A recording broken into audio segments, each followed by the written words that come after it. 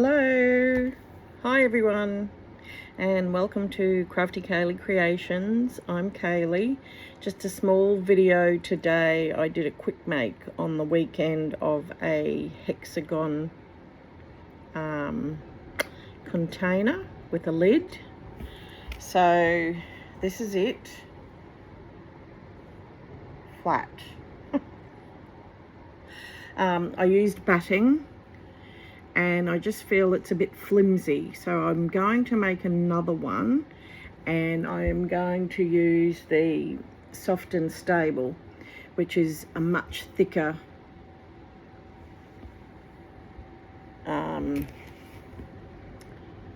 what do you call it, to put in the middle, and it should make it stand up nice and straight. So you can't really see if I put it like this, so I will put the phone up in my holder and just show you the rest of the bag. Bye. Hello, back again. So this is what I made. You make 8 hexagons. I've used Tilda fabric, and I reversed the lid for what I did for the hexagons on the outside. So, and as I was saying to you, it doesn't stand up fantastic. Yeah, so next time I will be using some Soft and Stable, which will help it stand up more. Not that I'm going to have it just sitting by itself anyway, because I want to use it to put things in. Now, I thought I would use this for my Tilda scraps, which I don't have a huge amount of, so it may not fill the bowl anyway. I've just dug them out. I generally just keep them in a plastic bag. So, I don't know why I would call that a scrap. But anyway, so I'll put that at the bottom.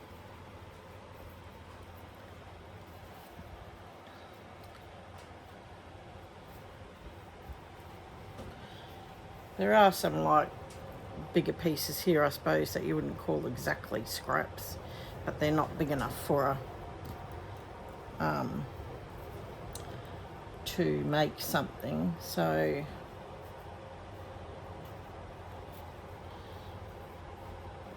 essentially, but I don't like to throw any of it out because it's so expensive, the Tilda. So I can use it just for making scrappy little projects. I've used these obviously for machine sewing projects, although now that I've got all these little bits, I can use them in a slow stitching project. And I am going to make a couple of the fabric books which Roxy Creations are doing. Haven't joined yet. I think they're onto their second one, which doesn't matter. I think I cut those out to make Suffolk puffs, or I could use them as a hexagon. So I'm thinking I could use some of these anyway, because I am going to do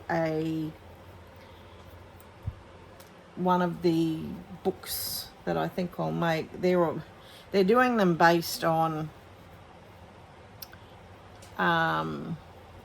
getting inspiration from novels and books.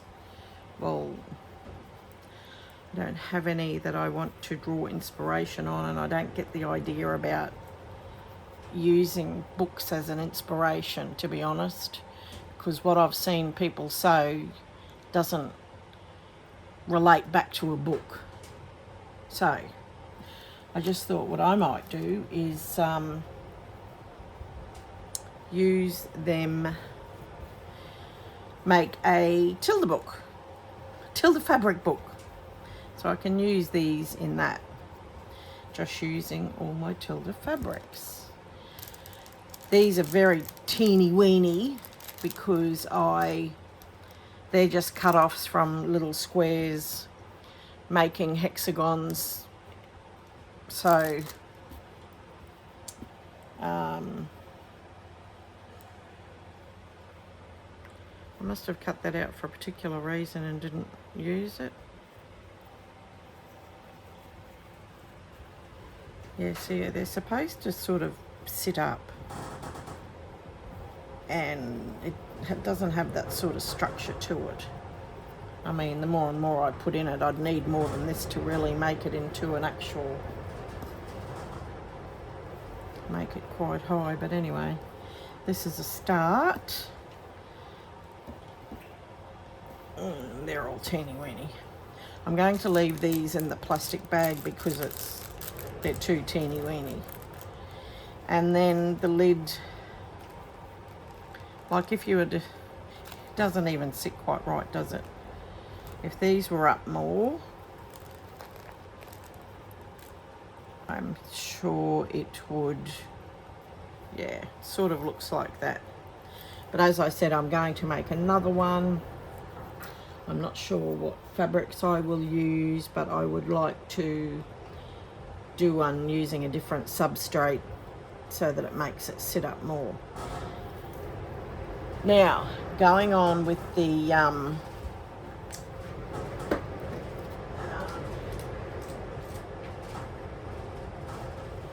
Roxy Creations Volume 9, instead of starting from scratch for a book cover, what I thought I would do is, I have this quilt I'm going to use for a cutter quilt.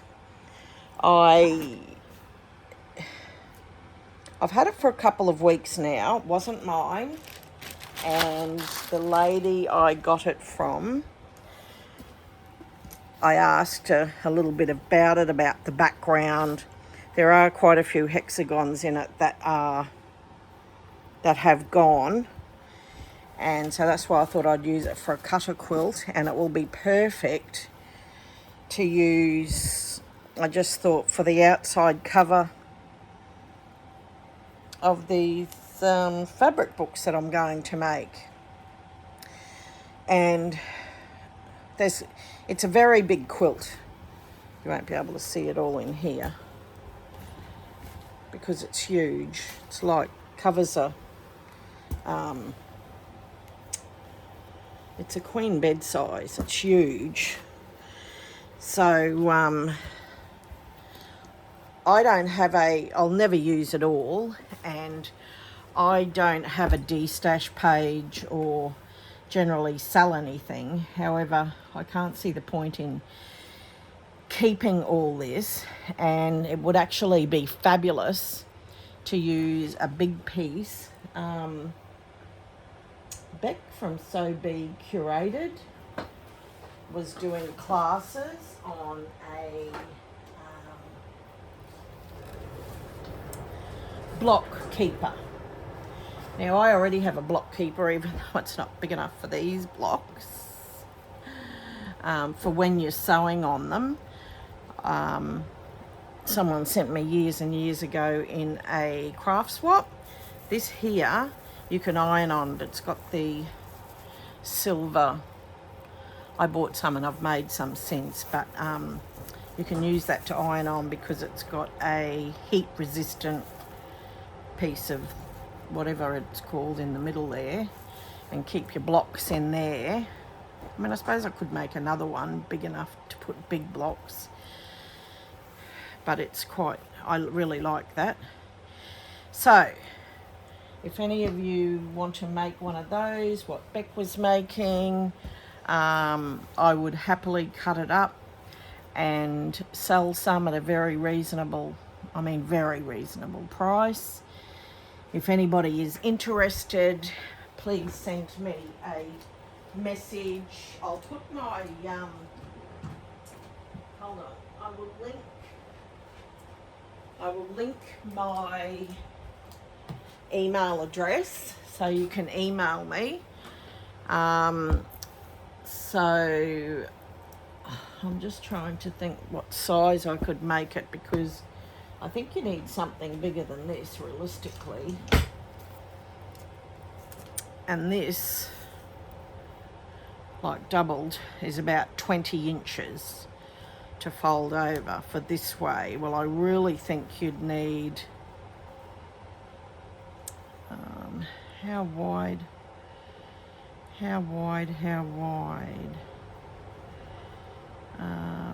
2, 4, say 30 inches. So 30 inches across and around about 12 inches long. So I'll just write that down. 30 by 12 cutter quilt.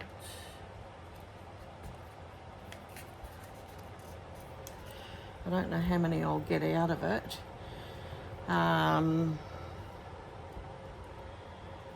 For $10, 30 inches by 12 inches for $10 if anyone is interested.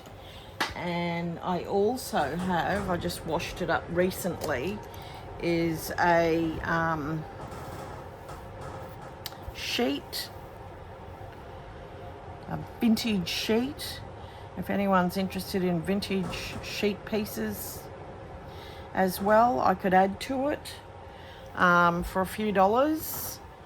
So anyway, I want to tell you the story on this. I asked the lady the age of it and who made it and everything, and she said her mother-in-law made it for her sister-in-law, and the sister-in-law no longer, it's a bit sad really, because after the mother died, the sister-in-law said, I don't want it anymore, and gave it away. So this lady, she'd be around 70 that I got it from, and it was made in the late 70s, early 90s. So they're quite like old vintage fabrics. You can see it's been used and used, and the lady I got it from was using it in her caravan. So it's got lots of different pieces in it, and yeah, so that's that, if anyone's interested. So that's all for me for today. I am going to cut up a few pieces now and have a look at this Tilda fabric book I'm going to do.